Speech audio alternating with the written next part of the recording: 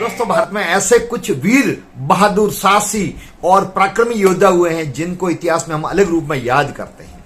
ऐसे ही एक व्यक्ति थे राजा राम। जी हां, जाट नेता राजा राम, जिन्होंने अकबर की कब्र खोद करके और उसमें से हड्डियां निकाली। जी हां, उस अकबर की बात कह रहा हूं जिसने भारत पर लगभग 50 साल तक शासन किया और मुगलों में सबसे ज्यादा समय तक शासन करने वाला जो भारत का बादशाह रहा अकबर, उसकी कब्र जो सिकंदराबाद में आगरा के पास में स्थित है, जो आप देख रहे हैं, यहां से उस कब्र को खोद कर उसकी हड्डियों को निकाला। हड्डियों को ही नहीं निकाला बल्कि उन हड्डियों को जलाया, अंतिम संस्कार उनका किया और उसके बाद में श्राद्ध कर्म भी किया और फिर वापिस वहां से चला गया।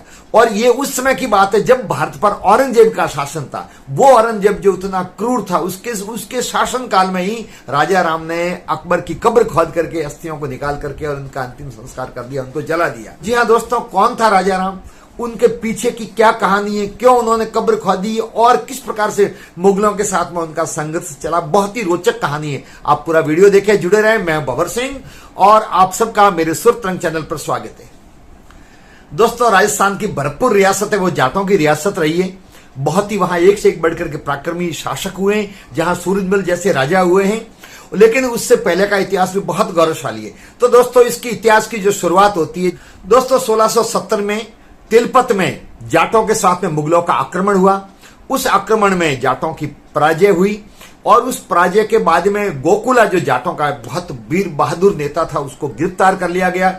गिरफ्तार करने के बाद में औरंगजेब के कहने पर दबाव डाला गया कि वो इस्लाम स्वीकार करे। इसी प्रकार से औरंगजेब ने असंख्य न जाने भारत में कितने लोगों को जबरदस्ती धर्म परिवर्तन करवाया। गोकुला को भी भयंकर यातना दी गई और यातना देकर के ये कहा गया कि या तो तुम इस्लाम स्वीकार करो वरना मार दिए जाएंगे। जैसे गुरु गोविंद सिंह और उनके पुत्रों ने धर्म नहीं बदला, धर्म की खातिर अपने प्राणों का उत्सर्ग कर दिया, ठीक उसी प्रकार से जाट नेता गोकुला ने भी अपने प्राणों का उत्सर्ग कर दिया। कोतवाली आगरा के सामने उनके शरीर के एक एक अंग को काट काट करके फेंक दिया गया, लेकिन उन्होंने इस्लाम स्वीकार नहीं किया। ऐसे वीर महान पुरुषों का जब वर्णन सुनते हैं, पढ़ते हैं, तो भाव विभोर हो जाते हैं हम, जिसकी बदौलत आज हमारा धर्म सुरक्षित है। और फिर उनके परिवार को भी भयंकर यातना दी गई, छोटे छोटे बच्चों को, महिलाओं को भयंकर यातना दी गई। वो इतनी यातनाएं सहन नहीं कर पा रहे थे और आखिरकार जबरदस्ती उनको धर्म परिवर्तन करवाया गया। ये सब जान करके जाटों के अंदर भयंकर आक्रोश पैदा हो गया और वो मुगलों से लोहा लेने के लिए तैयार हो गए। सिनसिनी निवासी गांव के ब्रिजराज जाट एवं बज्जा सिंह जाट के नेतृत्व में सभी जाट एकजुट होने लग गए और मुगलों से लड़ाई करनी आरंभ कर दी। उस लड़ाई के दौरान ब्रिजलाल जाट मारे गए। बाद में उनकी पत्नी जो गर्भवती थी, बाद में उसने एक पुत्र का जन्म दिया जिसका नाम रखा गया बदन सिंह। दोस्तों, बज्जा सिंह के भी 7 पुत्र हुए, जिसमें सबसे बड़ा था राजा राम। राजा राम बचपन से ही बहुत होनहार और प्रतिभाशाली थे, आक्रामक प्रवृत्ति का था, विद्रोही प्रवृत्ति के थे। बड़े होने के बाद में मऊ के थानेदार लाल बेग ने एक महिला के साथ में दुराचार किया। वो उनको बर्दाश्त नहीं हुआ, उन्होंने उसकी चौकी जला दी और लाल बेग की हत्या कर दी। उसके कारण से औरंगजेब बहुत नाराज हुआ, लेकिन जाट बहुत खुश हुए और उन्होंने इसकी बहादुरी को देखते हुए राजा राम को अपना सर्वमान्य नेता चुन लिया गया। उसके बाद में मुगलों से शुरुआत हो गई लड़ाई की राजा राम की। 1 साल के भीतर ही उसने सबसे पहले मीर इब्राहिम को परास्त किया, जो सामंत था वहां का, जो औरंगजेब की तरफ से वहां पर रह रहा था। उसके बाद में औरंगजेब ने मुंगेर खान को सेनानायक बना करके और जाटों का विद्रोह को कुचलने के लिए भेजा, लेकिन उसको भी पराजय का मुंह देखना पड़ा।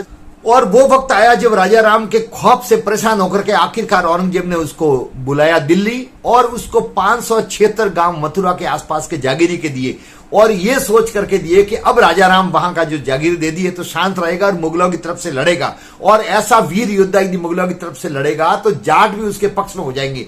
लेकिन दोस्तों, हुआ कुछ भी नहीं। जागीरी तो उसको मिल गई, लेकिन उसके बाद में उसने लूटपाट शुरू रखी। आगरा और उसके आसपास के पूरे क्षेत्र में उसका अप्रत्यक्ष तौर पर शासन चलने लग गया। और एक वक्त वो आया जब वहां के व्यापारी, वहां की सरकार का खजाना सुरक्षित नहीं था और व्यापारी और वहां के सैनिक उस रास्ते से आगरा के आसपास से होकर के गुजर भी नहीं सकते थे।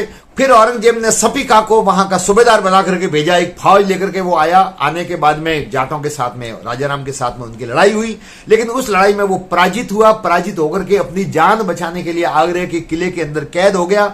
आगरा में राजा राम ने और उसके सैनिकों ने जबरदस्त लूटपाट की, सरकारी खजाने लूटे, सरकारी जो चौकियां थी औरंगजेब की वो लूटी।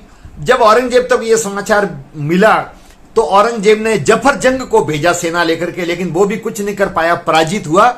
आखिरकार औरंगजेब ने 1687 में अपने पुत्र बेदार बख्त को एक सेना लेकर के वहां पर भेजा।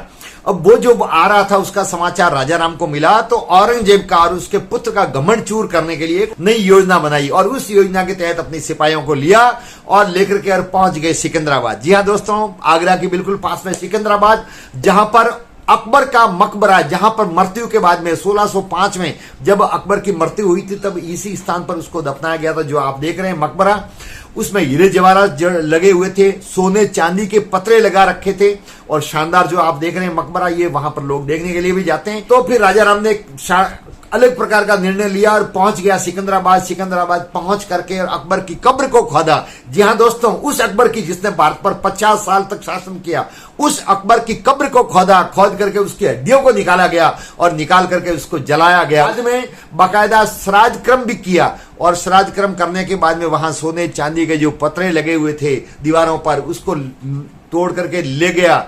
साथ ही साथ वहां हीरे जवाहरात लगे हुए थे, उनको भी तोड़ करके और वहां से निकाल करके लेके गया। किवाड़ जो तांबे के बने हुए थे, कांसे के बने हुए थे, उन किवाड़ों को भी तोड़ करके लेके गया और मकबरे को पूरी तरह से नष्ट भ्रष्ट कर दिया। केवल ढांचा ही खड़ा रहा, बाकी वहां सब कुछ लेके गया। बाद में जाकर के लॉर्ड कर्जन जब भारत का शासक बना तब उसने अपने सरकारी खर्चे से इस मकबरे का पुनर्मत करवाई। तो इस प्रकार से दोस्तों किया। जब बेदार बख्त यहां पर आया तो उसको भी यहां पर पराजय झेलनी पड़ी और औरंगजेब फिर तिलमिला उठा, कुछ भी नहीं हो। आखिरकार उसने आमेर के राजा बिशन सिंह को कहा कि आप राजा राम के विरुद्ध लड़ाई करते हुए इन जाटों का जो है वर्चस्व उसको समाप्त करो। आमेर के राजा बिशन सिंह अर्थात आमेर वालों के और जाटों के शुरू से बनती नहीं थी, दोनों की रियासतें पास पास होने के कारण से वो भी ऐसा ही चाहते थे। तो फिर एक मुगलों की तरफ से और जयपुर की दोनों फौज मिलकर के बिशन सिंह ने उन पर आक्रमण किया। उस आक्रमण में लड़ाई हुई। लड़ाई में राजा राम वीर गति को प्राप्त हुए। राजा राम के एक सहयोगी थे जिनका नाम था रामचैर, वो भी राजा राम जी की तरह बहुत ही वीर और पराक्रमी थे, उनको भी मारा गया। इस प्रकार से बहुत ही बहादुरी दिखाते हुए राजा राम और रामचैर जैसे और असंख्य योद्धा वीर गति को प्राप्त हुए, लेकिन जाटों का वर्चस्व उससे कम नहीं हुआ। आगे जाकर के जाटों ने अपनी रियासत स्थापित की और एक से एक बड़े पराक्रमी राजा हुए। तो दोस्तों, अकबर की कब्र को खोद करके हड्डियों को निकाल करके और जलाने वाले यही थे वो राजा राम, जिनके बारे में मैंने पूरा इतिहास आपको संक्षिप्त में बताया। आपको ये वीरतापूर्ण वीडियो कैसा लगा? वीडियो को अच्छा लगा हो तो लाइक करें, कमेंट्स जरूर करें और अच्छा लगा हो तो लोगों तक पहुंचाने का भी कष्ट करें। और यदि मेरे चैनल पर आपको और रुचिपूर्ण जानकारी प्राप्त करनी है तो कृपया बेल दबा करके चैनल को सब्सक्राइब करें ताकि आप तक सीधा नोटिफिकेशन पहुंचे। वीडियो देखने के लिए आप सभी का बहुत बहुत धन्यवाद। जय हिंद।